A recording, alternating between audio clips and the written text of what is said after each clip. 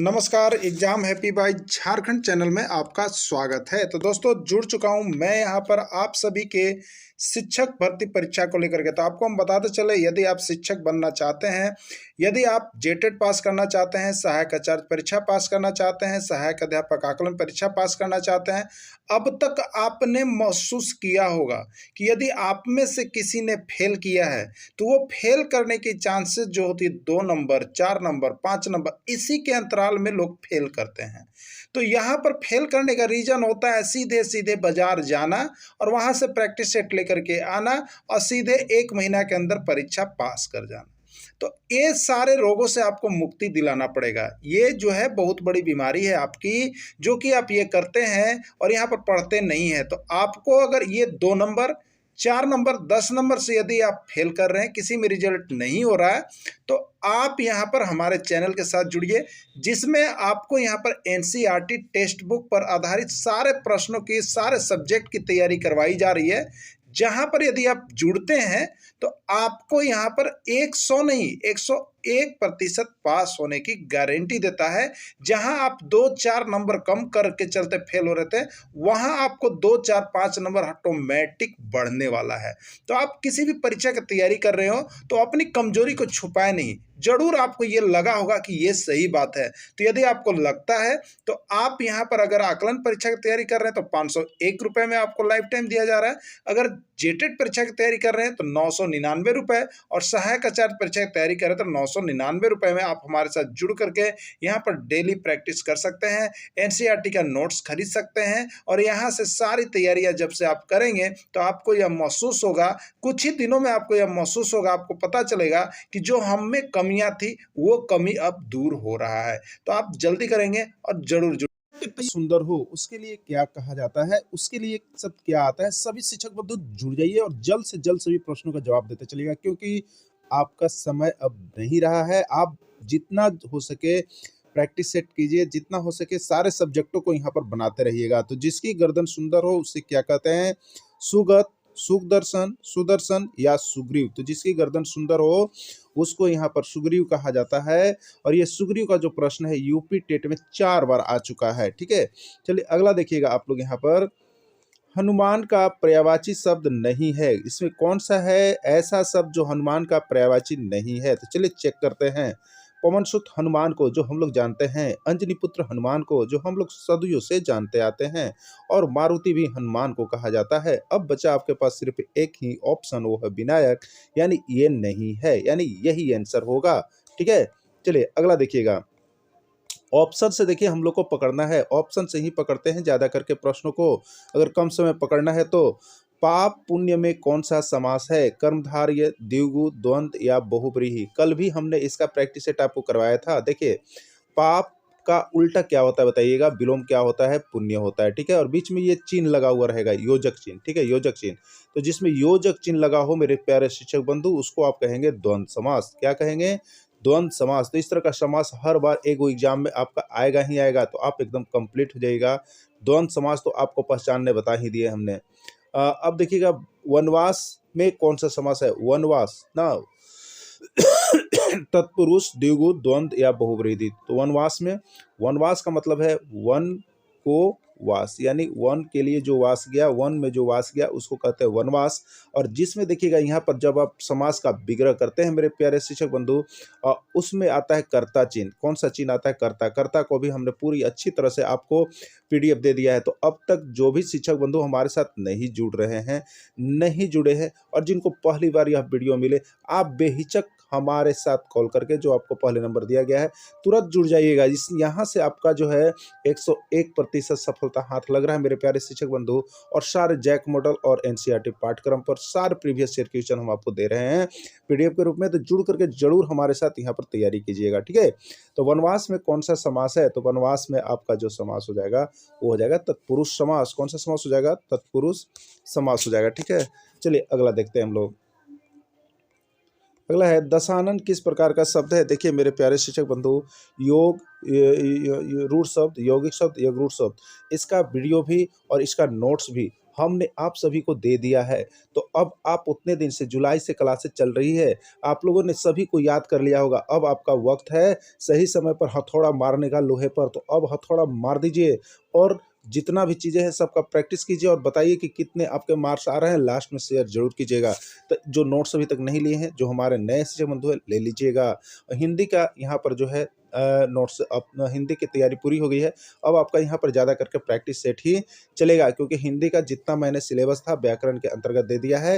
अब यहाँ पर सिर्फ पैसेज है, तो पैसेज आपको मिलते रहेंगे, आप उसको बनाते रहेंगे, ठीक है। तो दशानन किस प्रकार का शब्द है, तो देखिए, दस हो आनंद जिसका, दस हो आनंद जिसका, और ये विशेष अर्थ निकल रहा है, विशेष अर्थ। तो वैसा शब्द जिसका विशेष अर्थ निकलेगा दशानन यानी रावण, तो उसको हम लोग कहेंगे योगरूढ़ शब्द। क्या कहेंगे? योगरूढ़ शब्द। तो योगरूढ़ हो जाएगा, ठीक है। क्या हो जाएगा? योगरूढ़ शब्द हो जाएगा। अगला है, गौशाला में कौन सा समास है ना, गौशाला के में कौन सा समास है? तत्पुरुष, द्विगु, द्वंद्व या बहुव्रीहि। तो देखिए, गौशाला क्या होता है, तो गौ, गौ के लिए, गौ के लिए शाला, मतलब गौ के लिए रहने का स्थान, ठीक है, गौशाला यही होता है ना। तो के लिए क्या चीज है, तो ये कर्ता का चिन्ह है। ये यहाँ पर क्या है? कारक का चिन्ह है। क्या है? कारक का चिन्ह। कारक का नोट्स यहाँ से जो भी परचेज करेंगे ना अगर कारक से कोई प्रश्न पूछ देगा तो आपको हम बता देते हैं, 100% बता दिएगा, सिर्फ नोट्स परचेज कर लीजिएगा, तो समझ गए।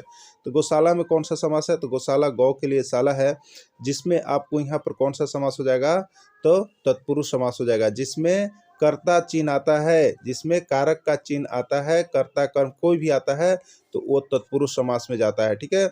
चलिए अगला देखिएगा, त्रिफला में कौन सा समास है, त्रिफला में कौन सा समास है?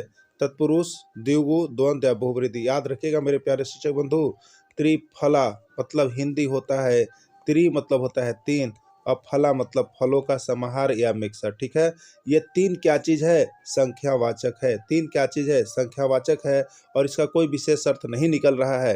तो जो स्पेशल संख्यावाचक हो और कोई विशेष अर्थ नहीं निकल रहा हो तो उसको आप डालेंगे द्विगु में दम। याद रखिएगा मेरे प्यारे शिक्षक बंधु, जो संख्यावाचक हो और विशेष अर्थ नहीं निकले तो वो जाता है द्विगु में। इसका राइट आंसर द्विगु समास होगा। अगला है, आलोक का विलोम शब्द है अद्भुत, अज्ञात, अंधकार या रात्रि, ठीक है। तो आलोक का मतलब होता है, देखिए अगर एक सेंस में देखेंगे तो प्रकाश होता है, और प्रकाश का उल्टा क्या होता है आपको बताना है। विलोम मतलब उल्टा शब्द हो गया, और प्रकाश का उल्टा अंधकार होता है, इसलिए यही इसका राइट आंसर हो जाएगा, ठीक है। चलिए अगला देखिएगा, अस्थावर का विलोम शब्द है चंचल, संचल, जंगम या चेतन, ठीक है। तो स्थावर का विलोम शब्द क्या है, तो स्थावर का देखिए यहाँ पर बोला जाता है कि जंगम ना, क्या बोला जाता है? जंगम। अब देखेंगे आप सभी, तो सारे प्रश्नों को यहाँ पर करते चलिएगा क्योंकि सारा प्रश्न आपको पढ़ाया गया है। विस्तार का विलोम शब्द है लघु, छोटा, संक्षेप या सूचना, ठीक है। तो विस्तार का यहाँ पर क्या होता है, जिससे आपको कहता है कि इसका विस्तार कीजिए, तो ना क्या कहता है आपको कोई भी कि इस पद का विस्तार कीजिए, मतलब बड़ा कीजिए। तो उसी को कोई कहता है कि इसका संक्षेप में लिखना है। क्या क्या लिखना है? संक्षेप में लिखना है। तो विस्तार का उल्टा जो होता है वो संक्षेप होता है। कोई विस्तार में लिखेगा, कोई संक्षेप में लिखेगा, तो बोला जाता है कि आपको विस्तार में लिखना है या संक्षेप में, ठीक है। मौखिक का विलोम शब्द है, मौखिक का अलिखित, पठित, लिखित या कथित। मौखिक मतलब, मौखिक मतलब मौखिक रूप से बोलना, ठीक है, मुख से बोलना, और उसका कोई लिखित नहीं होता है। तो मौखिक बिना लिखित हो गया, बिना लिखित हो गया मतलब मौखिक, तो उसका उल्टा क्या होगा? लिखित होगा, यानी लिखित होगा वो, यहाँ पर हो गया आपका मौखिक का विलोम शब्द लिखित हो गया, ठीक है। चलिए अगला देखिएगा, अनाथ का विलोम शब्द है धनी, बेकार, सनाथ या निर्धर। अनाथ का विलोम शब्द क्या होता है? धनी, बेकार, सनाथ या निर्धर। तो अनाथ का क्या होता है? सनाथ होता है। अनाथ का क्या होता है? सनाथ होता है विलोम शब्द ना। सारे विलोम शब्द को हमने दे दिया है जो अब तक एग्जाम में आए। सभी ये जो विलोम शब्द आप देख रहे हैं ना, सब आपका एग्जाम में आया हुआ है। समूह का विलोम शब्द है उन्मुख, अधिमुख, विमुख या प्रमुख। तो समूह का विलोम शब्द क्या हो जाएगा? तो समूह का हो जाएगा यहाँ पर आपका देखा जाएगा तो विमुख हो जाएगा, मतलब जो सामने है और फिर उसे दूर चला गया, तो समूह का हो जाता है विमुख। ऋणात्मक का विलोम शब्द है खराब, अनात्मक, धनात्मक या मानात्मक। तो ऋणात्मक का विलोम शब्द क्या होगा? तो ऋणात्मक ऊर्जा होता है, बोलते हैं कि आप में ऋणात्मक ऊर्जा, निगेटिविटी बहुत ज़्यादा भरा हुआ, निगेटिविटी बहुत ज़्यादा भरा हुआ ना, तो उसी को कहते अरे तो पॉजिटिव आदमी है, मतलब धनात्मक आदमी है, पॉजिटिविटी इनमें बहुत ज़्यादा है, मतलब कोई भी काम को हम में रखते हैं। तो ये ऋणात्मक का उल्टा पॉजिटिव यानी धनात्मक होता है, ठीक है। चलिए अगला देखिएगा, दक्षिण का विलोम शब्द क्या है? दक्षिण, पश्चिम, वाम, पूरब, ठीक है। तो दक्षिण का तो दक्षिण विलोम शब्द नहीं होगा, पश्चिम भी नहीं होगा, पूरब भी नहीं होगा, तो क्या होगा? वाम होगा, वाम ना, यानी दक्षिण का उत्तर होता है। क्या होता है? उल्टा या विपरीत उत्तर होता है, ठीक है। चलिए अगला देखेंगे। आशा का विलोम शब्द है नाउम्मीद, दुराशा, निराशा या हताशा। देखिए हम आप पर क्या है? आस लगाए हुए, आशा है। तो लोग कहता है कि अरे यार आस मत लगाओ ना, तो निराशा एक दिन हो जाएगा तुमको, यानी आशा का उल्टा क्या होगा? निराशा। वो आदमी बोला कि अरे भाई आस मत लगाओ, नहीं तो एक दिन निराश होना पड़ेगा। तो आस का निराश हुआ तो आशा का निराशा होगा, तो आशा का क्या हो जाता है? निराशा हो जाता है, ठीक है। चलिए नेक्स्ट प्रश्न को देख लेते हैं हम लोग। यहाँ पर सारे को कवर अप करेंगे। चोरी किस प्रकार की संज्ञा है? जातिवाचक, व्यक्तिवाचक, भाववाचक या द्रव्यवाचक, ठीक है। तो चोरी अगर आप देखिएगा तो चोरी जो आप करते हैं तो वो अपने आप के अनुसार जो होता है, आपने कितना चोरी किया, कैसे चोरी किया, तो इसको आप सिर्फ अनुभव कर सकते हैं। इसको सिर्फ आप अनुभव कर सकते हैं कि आपके साथ किस किस की तरह की घटना हुई। किसी को दिखा नहीं सकते, किसी को बता नहीं सकते हैं। तो अनुभव वाली चीज़ें जो सिर्फ हम अनुभव कर सकते हैं, तो उसको हम लोग भाववाचक संज्ञा के अंतर्गत डाल देते हैं, ठीक है। भाववाचक संज्ञा के अंतर्गत डाल देते हैं। अगला है बुढ़ापा किस प्रकार की संज्ञा है? देखिए ये प्रश्न आपको जो है ना 1001 बार आया हुआ है, बुढ़ापा, ठीक है। तो बुढ़ापा देखिए सिर्फ अनुभव की चीज़ है, आप किसी को नहीं बता सकते कि हमारे साथ क्या चल रहा है, ठीक है। तो वैसी चीज़ें जिसको सिर्फ हम अनुभव कर सकते हैं, यानी जिसमें अवस्था के बारे में बताया गया हो, जितनी भी अवस्थाएं हों, अगर अवस्था के बारे में किसी में बताया गया है, तो अवस्था को भी यहाँ पर जो है हम लोग भाववाचक संज्ञा के अंतर्गत रखते हैं। चाहे कोई भी अवस्था हो, उसको भी भाववाचक में आप लोग रखेंगे सभी को। बहुत बार प्रश्न आया हुआ है। मिठास किस प्रकार की संज्ञा है? ये भी प्रश्न आया हुआ है, ठीक है। तो मिठास क्या होता है? जब आप रसगुल्ला खाते हैं तो आपको कितना मीठा लगा, वो सिर्फ अपने अंदर से आप जानते हैं, सिर्फ अनुभव करते हैं, बता नहीं सकते। तो जो चीज़ें अनुभव कर सकते हैं उसको हम लोग यहाँ पर भाववाचक संज्ञा के अंतर्गत रखते हैं, यानी ये भी जो है आपको भाववाचक संज्ञा के अंतर्गत चला जाएगा इस प्रश्न का आंसर, ठीक है। बाल्यावस्था किस प्रकार की संज्ञा है? देखिए जितनी भी अवस्थाएं हैं वो सभी किस पे जाएगी? भाववाचक संज्ञा। याद रख लीजिएगा, जितनी भी अवस्था हो, शैशवावस्था, बाल्यावस्था, किशोरावस्था, बुढ़ापा, जवानी, नौजवानी, जवान, ये सब सभी जो है आपको यहाँ पर भाववाचक संज्ञा के अंतर्गत चला जाएगा, जिसमें अवस्था का दर्शाव हो रहा हो, ठीक है। अगला सुंदरता किस प्रकार की संज्ञा है? देखिए सुंदरता भी अनुभव की चीज़ है, अनुभव की चीज़ है। किसी को इसके बारे में जो है नहीं बताया जा सकता है, सिर्फ अनुभव किया जा सकता है। सिर्फ आप देख के, कभी कभी आप बाजार या कहीं जाते होंगे तो सिर्फ देख करके ही मंत्रमुग्ध हो जाते हैं किसी किसी महिला को ना, या कोई महिला भी पुरुष को देख करके मंत्रमुग्ध हो जाती है, लड़का लड़की को देख के। तो इसका मतलब क्या है? अब उसके अंदर कितना बड़ा इसके लिए सोच चल रहा है वो दिखा नहीं सकती है, क्या उसके प्रति सोच चल रहा है वो सिर्फ अनुभव कर सकती है। तो ये भाववाचक संज्ञा होता है, ठीक है। चलिए अगला है जवानी किस प्रकार की संज्ञा है? तो अभी आपने बताया था, ये भी 5001 बार आया हुआ प्रश्न है, बहुत इंपॉर्टेंट प्रश्न। सब टेट में, सब आकलन परीक्षा सब में आया हुआ, ठीक है। तो ये किस में जाएगा? तो अवस्था वाली चीज़ें जो जुड़ी रहती है वो किस में जाती है? आपको भी हम बताया भाववाचक संज्ञा के अंतर्गत जाएगा, जितनी भी अवस्था वाली चीज़ें हो जाएगी, ठीक है, क्योंकि उसको सिर्फ हम अनुभव कर सकते हैं। देखिए यहाँ पर गुण, अवस्था या गुण, गुण भी जैसे ईमानदारी, ईमानदारी एक गुण है ना। तो गुण वाली, अगर नाउन के अंतर्गत गुण किसी को दिया हुआ है, तो ये गुण वाली जितनी भी चीजें हैं ना, ये भी आपको भाववाचक संज्ञा के अंतर्गत जाएगी, ठीक है। तो ये भाववाचक संज्ञा में चला जाएगा।